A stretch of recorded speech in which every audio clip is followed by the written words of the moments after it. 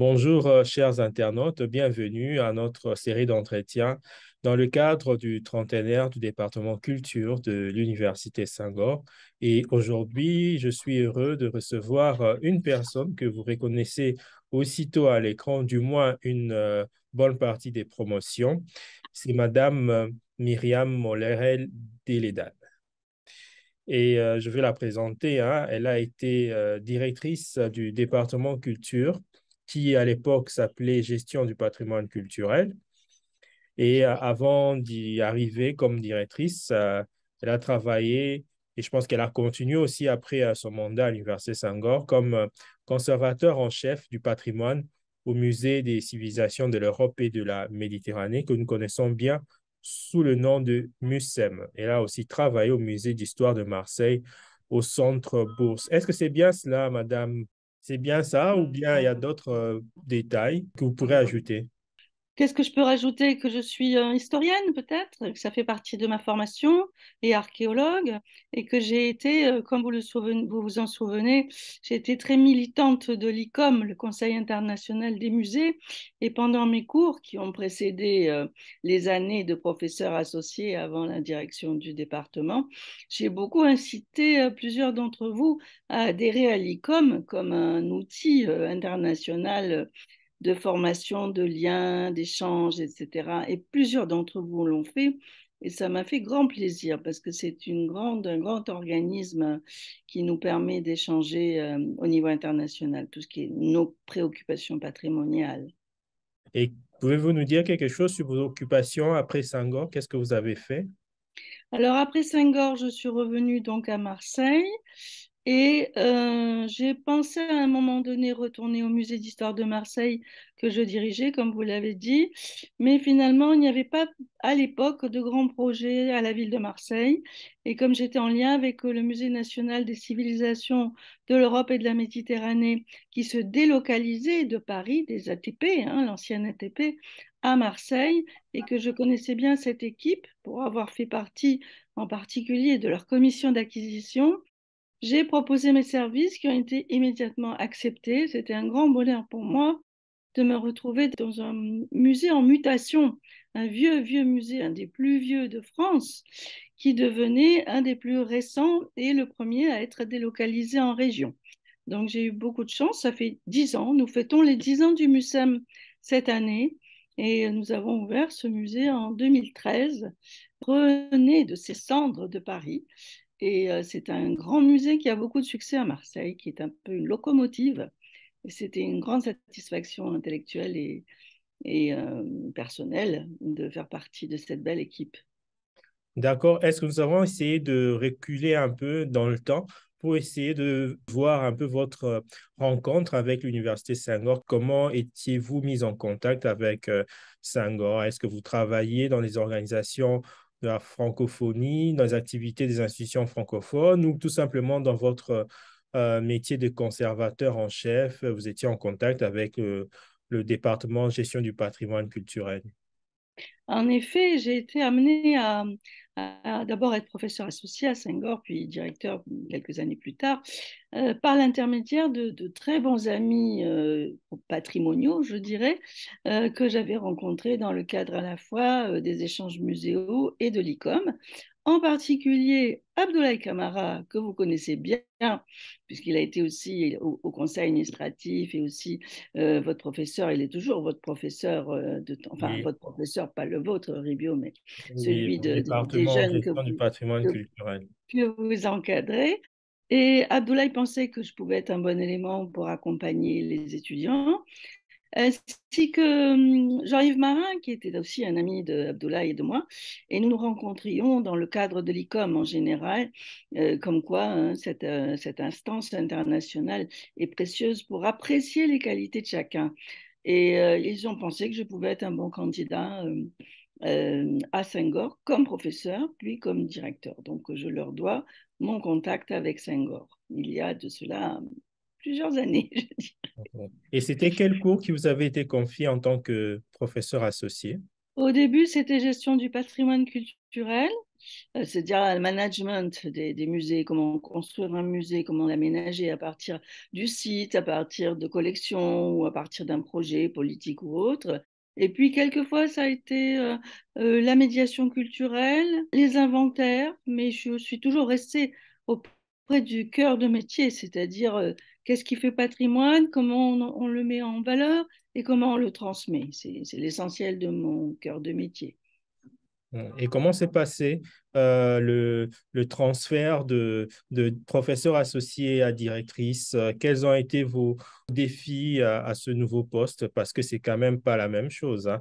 Quand on est professeur, on vient, C'est associé, on absolument. vient pour une semaine, peut-être 2 semaines, mais quand on est directrice, c'est pour des années et de manière Oui, permanente. oui, enfin, absolument. Donc, ça a été un métier tout à fait nouveau d'ailleurs. La direction d'un département, c'est autre chose. C'est avoir une vision d'ensemble, avoir des projections et aussi avoir la responsabilité un peu plus importante, un peu plus grave, je dirais, de toute une promotion qui vous fait confiance.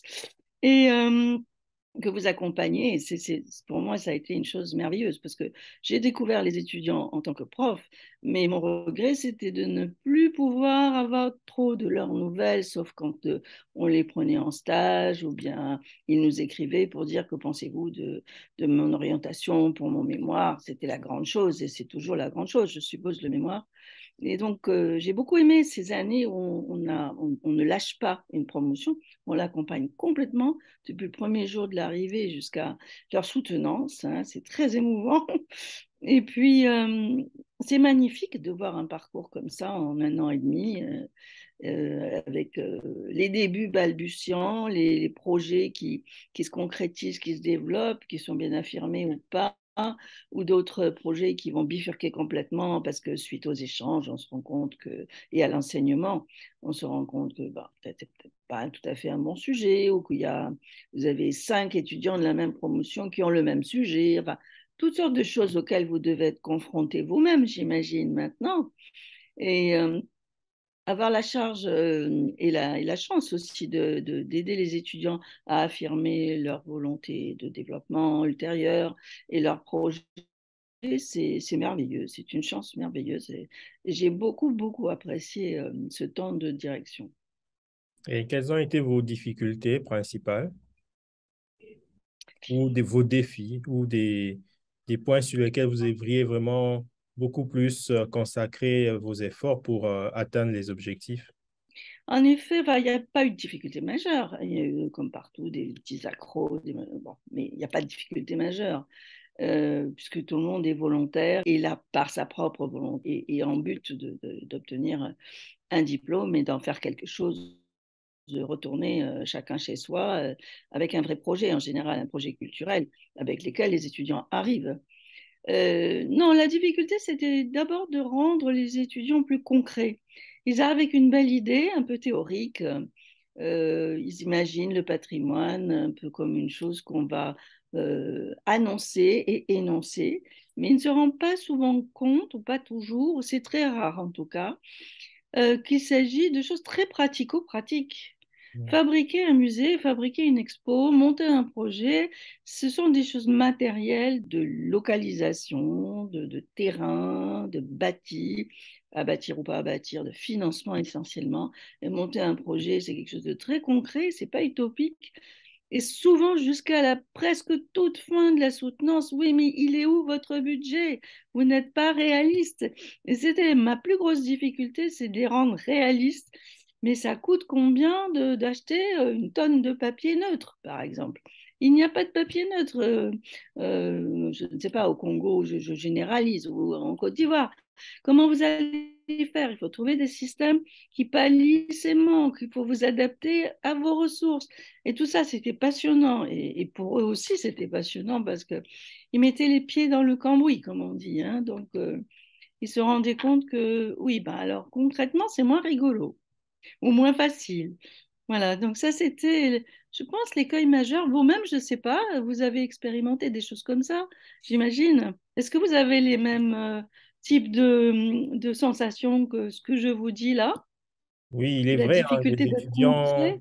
Oui, les étudiants ont des belles idées, mais il faut les tailler au fur et à mesure qu'on avance pour qu'ils puissent sortir avec quelque chose de concret, de pouvoir les opérationnaliser sur terrain. Ça, c'est sûr. Et on les taille au fur et à mesure à l'aide de l'accompagnement, des cours qu'ils reçoivent, des séminaires, des conférences. Donc, il y a tout un dispositif qui est mis en jeu. Mais si nous épluchons un peu les archives, on va nous rendre compte qu'il y a une deuxième spécialité qui a commencé avec votre mandat. C'est la Oui, spécialité management de la culture des médias, qui est devenue plus tard gestion des industries culturelles et aujourd'hui management des entreprises culturelles. absolument. Comment est-ce que ça s'est passé, lancer une nouvelle spécialité dans un département qui, pendant plus de 15 ans, n'a fonctionné qu'avec un tronc commun de gestion du patrimoine culturel? Excellente question et ça a été très compliqué. D'abord, c'était il y a combien d'années, Ribio? C'est l'année où vous avez intégré vous-même. 2007. À part les États-Unis qui avaient déjà bien géré ça, en Europe, c'était, enfin nous, moi en tant que directeur de musée, je n'avais pas beaucoup été confronté à ce genre de questionnement et c'était un peu nouveau pour tout le monde, pour la direction, même pour les profs. Il y avait très peu de profs et vous savez que nous devons, alors peut-être un peu moins maintenant, mais nous devions à l'époque chercher des professeurs qui encadrent les cours sur cette nouvelle spécialité. C'était très difficile. Les étudiants avaient un peu une idée vague aussi de ce qu'ils voulaient faire. Ils savaient qu'ils voulaient aboutir à des choses comme un festival. En général, c'était un festival la première année. On a envoyé les étudiants en stage dans les festivals de la Charrue et tous ces festivals qui émergeaient, qui se tâtaient, qui ne savaient pas se définir. Ça a été compliqué. On a été beaucoup, beaucoup aidé par l'INA, l'Institut national de l'audiovisuel, où on avait des professeurs très compétents. Et j'avoue que j'ai appris en marchant avec ces professeurs, j'ai appris ce sujet. On l'a appris. Il y avait très peu de spécialistes et on a appris ensemble. Si on voit votre parcours, on vous posait la question de savoir quelles sont les réalisations peut-être que vous avez pu mener, qui restent comme souvenir, comme votre marque personnelle durant votre passage au département. Qu'est-ce que vous répondriez? Ce- enfin, je ne sais pas si ça existe encore maintenant. Ce que j'ai essayé de développer personnellement, avec l'appui de certains collègues, dont je dirais Thierry Verdel, qui était directeur à ce moment-là du Recteur département aujourd'hui. environnement et recteur aujourd'hui. Nous avons tous les deux essayé de développer les relations avec les instances alexandrines, avec l'Université d'Alexandrie, avec d'autres instances qui travaillaient sur Alexandrie dans le paysage à la fois égyptien et international. Il y avait en particulier comment elle s'appelle, une école d'hôtellerie avec laquelle, et de tourisme, La faculté d'hôtellerie de tourisme de l'Université d'Alexandrie. avec laquelle nous avons travaillé et mis en place des joint ventures, vraiment des projets communs avec les étudiants, une partie, un groupe des étudiants de gestion du patrimoine culturel et de leurs étudiants à eux, et pas toujours francophones, pas toujours anglophones, c'était un peu acrobatique, mais tout le monde avait très envie de ça, d'avoir ces croisements locaux, parce que souvent, on avait l'impression que finalement, l'Université Sangor, elle était un peu hors sol.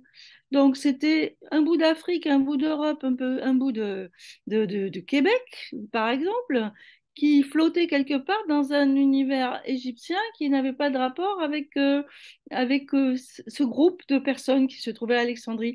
Et je crois que c'était très bon, ça, d'avoir commencé à développer, et par la suite, ça a continué, commencer à développer les relations avec les universités d'Alexandrie. C'était indispensable.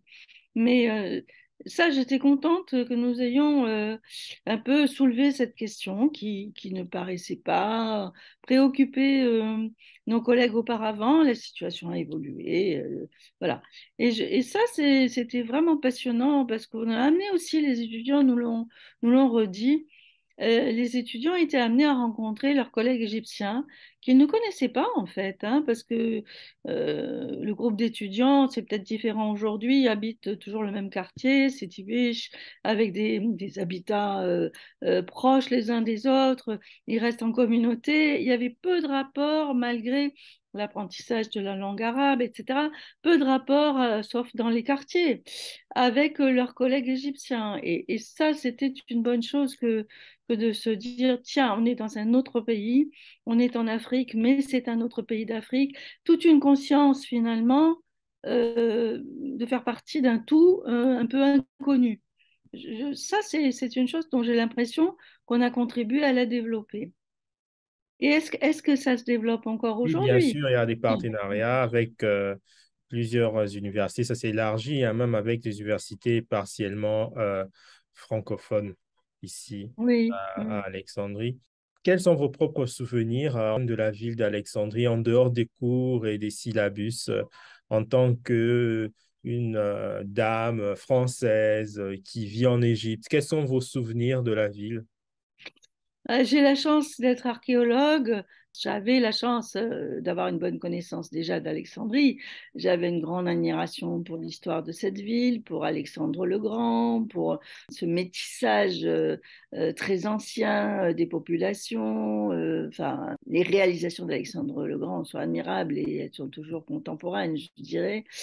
Et j'avais beaucoup d'amis aussi déjà à Alexandrie, d'abord en tant que prof associé avant de d'être directeur où on passe un temps long, donc c'est autre chose au quotidien avec un appartement, une vie quotidienne, c'est tout à fait autre chose. Mais j'avais tous mes amis du centre d'études alexandrine, dont le directeur Jean-Yves Empereur et Marie-Dominique Néna viennent de quitter la ville et peut-être avez-vous déjà rencontré leur successeur Oui, qui oui, semble Thomas être Fauché, oui, il est là. voilà, qui semble être dans les mêmes dispositions, donc je pense que vous allez continuer à échanger. Mais c'était un vrai plaisir aussi de contribuer à ces échanges avec nos étudiants et d'en savoir plus, savoir l'opportunité d'approcher l'histoire de cette ville avec son phare, avec cette grande histoire et histoire aussi l'époque moderne et contemporaine, avec des difficultés aussi de ce sentiment que c'est une ville qui croît beaucoup, qui se développe beaucoup, mais dont le patrimoine n'est pas suffisamment pris en compte à mon goût. Le patrimoine, ça montre aussi que le patrimoine, ça pèse sur la gestion d'une ville, d'une grande municipalité, qu'il y a des urgences de modernité, que le patrimoine ne peut pas être prioritaire par rapport à d'autres urgences de scolarité, d'hôpitaux, etc. C'est les grands sujets qu'on brasse aussi dans nos enseignements à Sangor, hein. Mais j'ai des souvenirs de grand bonheur. J'étais très, très, très agréable. Enfin, c'était très agréable. Et les étudiants m'ont rendu beaucoup heureux aussi. Donc, non, c'est un très, très bon souvenir, je dois dire. Et quelles sont les relations que vous entretenez actuellement avec les étudiants, les Pas, anciens étudiants? oui, Vous pas les assez, à mon rencontrez goût. quelquefois? Alors, oui, d'abord, j'en croise dans toutes les réunions de l'ICOM, j'en croise quelques-uns qui sont devenus présidents de l'ICOM de leur pays ou bien dans les services culturels qui représentent l'ICOM. Nous en croisons soit à Paris à la réunion générale du mois de juin en général, la réunion annuelle, soit dans un pays tout à fait étrangers à l'Afrique ou à l'Europe qui sont là en tant que représentants. La dernière réunion, nous avons eu l'été dernier à Prague. J'ai croisé notre ami. Ah, zut, voilà que je vais oublier là maintenant. Eh ben, un des étudiants, ça va me revenir. Désolée. Est-ce que j'ai peut-être marqué son nom si je Il est de l'avais quel mis? pays? Est-ce que c'est la Côte d'Ivoire? Est-ce que c'est pas bien du tout que je le retrouve pas? Bon, je l'avais sur le bout de la langue tout à l'heure et ça va revenir. Ok, j'espère que ça va revenir. Je vous mettrai un petit mail et vous Hmm. compléterez. D'accord? Oui, Oui, et ça m'a fait grand plaisir. Et ça arrive souvent, oui. Il y en a un qu'on rencontre souvent aussi, des spécialistes. Il y en a qui ont pris des habitudes. Mais vous-même, est-ce que vous êtes... c'est moins évident peut-être pour les industries culturelles. Vous n'avez pas les mêmes instances. Il y a peut-être tout ce qui est c'est patrimoine beaucoup plus immatériel ouvert, aussi. c'est plus secteur privé, secteur associatif. Oui, Mais il y en secteur a qui, privé. réalisent des bonnes activités, des bonnes structures, conduisent des organisations. C'est pas avec le même nombre et la même ampleur que ceux qui sont en gestion du patrimoine culturel, évidemment, mais ils évoluent positivement et la spécialité pour preuve a toujours des étudiants. Donc, Oui. et aujourd'hui, la question qui concerne les industries culturelles et créatives est vraiment sur la sellette et l'université, à travers les départements, a actuellement un projet Africa, qu'il exécute avec le groupe médiatique Trace sous le financement de l'AFD Mhm. pour la formation des acteurs des industries culturelles créatives à travers l'Afrique. Et là, il y a beaucoup de partenariats. Nous avons déjà commencé avec une première formation régionale à Dakar et on va poursuivre Mhm. avec les autres régions du continent tout au long de cette année 2023. Et Et oui. allez-y, oui, oui. Hein, Voilà, allez-y. donc c'est un projet important et auquel on a fait participer quelques étudiants dans l'animation de communauté, même dans la recherche du nom du projet Créafrica. Donc, Mhm. il y a, il y a un chemin et en même temps aussi, le programme Alumni qui est au niveau du rectorat nous permet aussi de redynamiser le réseau des anciens étudiants et ça nous permet de découvrir qu'il y en a beaucoup qui assument des grandes responsabilités, surtout dans le domaine du patrimoine, des musées, des alumni dont nous sommes fiers et qui sont là aussi pour accompagner, pour soutenir les étudiants actuels dans les stages Mhm. et ils interviennent aussi dans des conférences. Il y en a aussi qui sont professeurs associés au département. Donc, il y a cette continuité-là, ce passage de flambeau qui est effectué de manière harmonieuse. Oui, ça fait plaisir aussi du temps où j'étais moi-même à Saint-Goor. Nous n'avions pas, vous n'aviez pas encore les décentralisations. Et Oui, je d'autant trouve plus ça, encore. c'est magnifique ouais, d'avoir réalisé ça. Parce que on est sur le terrain et ça permet à davantage de gens de participer, d'être présents et d'être associés. Et ça, c'est une très, très bonne idée. Une très bonne idée, une très bonne réalisation. C'est très bien. Combien sont les étudiants vous appelez toujours industrie culturelle, cette Mais partie-là? c'est management des entreprises culturelles, ils sont à 16. À 16. Oui. Bah, je pense qu'ils avaient commencé à 18. Il y a deux qui ont changé de spécialité. Donc, ils sont à 16 et 17 en gestion du patrimoine culturel. Ah, c'est très équilibré. Ouais, est-ce que c'est équilibré? Et puis, ce ne sont pas que les seules formations. On a un master 2 en tourisme et patrimoine culturel entièrement en ligne avec l'université Mohamed Prémi à Oujda au Maroc. C'est une Ah formation oui. qui reçoit le soutien de l'AUF. Donc là, on a généralement autour de 10 étudiants. Et nous En avons ligne. en C'est en ligne, ligne. Ah oui, ligne c'est une bonne avec idée, notre tourisme. plateforme. On a Mm. un diplôme universitaire en sciences de l'information des bibliothèques qui existe depuis 5 ans maintenant, avec à Ah peu oui. près le même nombre d'étudiants. C'est en collaboration avec l'ENSIB de Lyon, la Ah, très BNF bien. et la Ouais. Bibliotheca Alexandrina. Certains effectuent leur stage, au moins deux, effectuent leur stage à la bibliothèque d'Alexandrie ici. Et nous avons Oui. un autre diplôme universitaire en sciences des archives avec l'École nationale des chartes et l'EBAD qui est à l'Université Cheikh Anta Diop à Dakar. Et nous allons ouvrir bientôt un troisième diplôme universitaire en ligne en archéologie et patrimoine cette année. C'est en collaboration avec l'IFAO qui est basé au Caire. Voilà un peu. Donc, il y a une diversification des formations. Je pense qu'on n'en Ah, est pas ok. encore à la fin. Oui. D'autres besoins que nous essayons de prendre en compte pour Oui. y répondre à travers des formations bien spécifiques. C'est Et, extrêmement dynamique, hein. et, l'année dernière, nous avons organisé une formation importante quand même dans le cadre de la restitution pour aider les musées de l'Afrique de l'Ouest. C'était en collaboration avec la CEDEAO. Donc, Mhm. nous avons Très réuni bien. 35 directeurs de musées pour leur donner quelques idées ou partager avec eux des bonnes pratiques pour des musées africains qui se disent modernes et à mesure de pouvoir bien s'occuper des œuvres qui sont ça et là restituées. Oui. C'était Mhm. une belle expérience. C'était une réunion en visio, en ligne ou Non, bien c'était une en formation présentiel? présentielle pendant une semaine avec les 35 directeurs de musées des pays francophones et anglophones. Et voilà, on a travaillé Où est-ce dans que les vous deux avez langues. fait ça? C'était à l'école Où du est-ce que... patrimoine africain à Porto Novo au Bénin. Ah, très bien, ça se développe bien. Enfin, c'est formidable. Ah, ça donne envie de recommencer, hein? Mais c'est bien.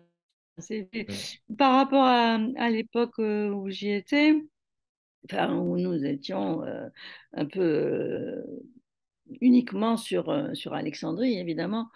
Mais je pense que cette délocalisation africaine a fait beaucoup de bien à la manière de penser les choses de manière convergente. Et puis les étudiants aussi n'avaient pas très envie à l'époque de faire leur stage en Afrique, ce qu'on peut comprendre parce qu'ils avaient envie d'aller voir ailleurs. C'est toujours très bon d'ailleurs.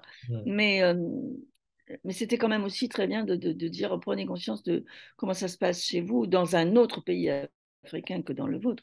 Mais je pense que ça a été une très bonne chose aussi qu'ils acceptent au fur et à mesure de prendre connaissance des situations de leurs voisins et comparent la pièce maîtresse de tous ces apprentissages. Pour moi, c'est en tout cas la comparaison.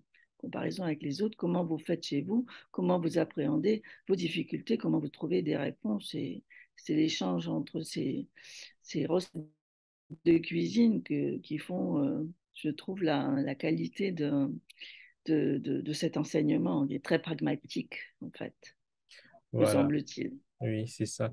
Donc, je vais remercier Madame Myriam Morel-Délédal de nous avoir accordé son précieux temps pour réaliser cet entretien dans le cadre du trentenaire du département culture. Donc, je rappelle qu'elle a été directrice du département culture, donc la deuxième dans l'histoire du département. Merci de nous avoir suivis et à la prochaine occasion. Merci beaucoup. Bonjour à tout le monde.